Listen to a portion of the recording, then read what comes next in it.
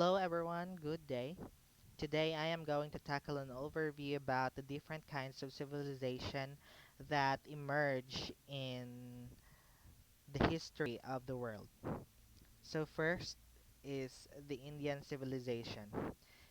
The history of India actually begins with the birth of Indus Valley Civilization, more precisely known as Harappan Civilization.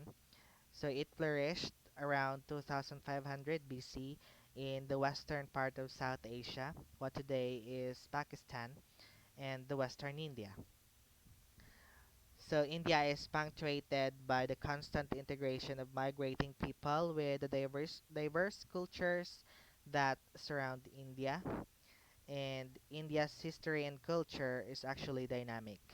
Spanning back to the beginning of human civilization, it begins with a mysterious culture along the Indus and Ganga River. So during this time, a dynasty also emerged, and that is the Gupta dynasty. Gupta dynasty is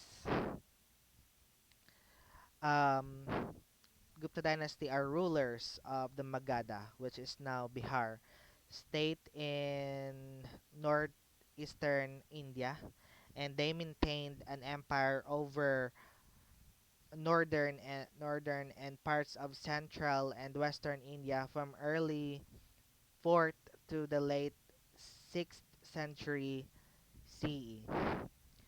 So the first um, highlights of this was Chandragupta the first was known, and Chandragupta the first is the Maharaja or the King of Kings, is the first famous king of the dynasty, and he ruled for about 15 years.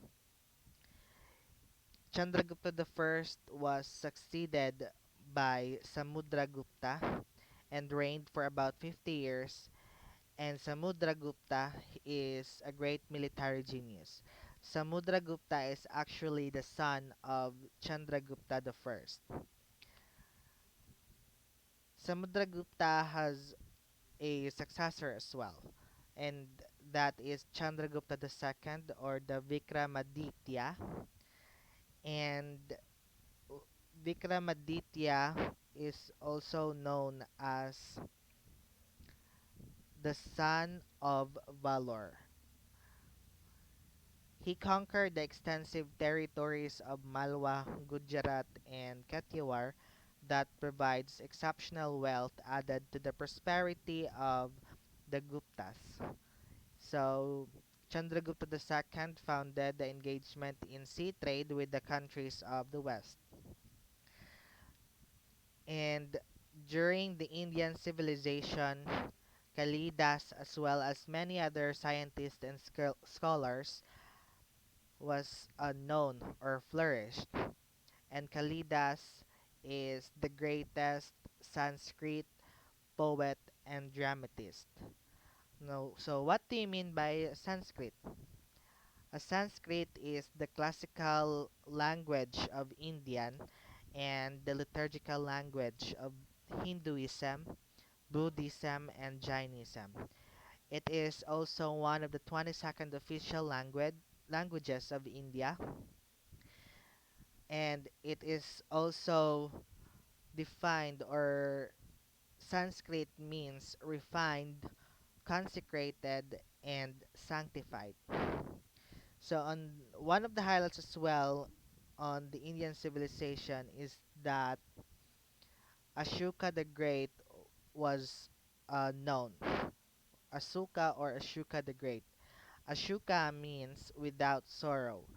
He is the king of the Mauryan Empire and best known for his renunciation of war, development of the concept of Dhamma, which is the pious social conduct, and promotion of Buddhism, as well as his effective reign of a nearly pan-Indian political entity.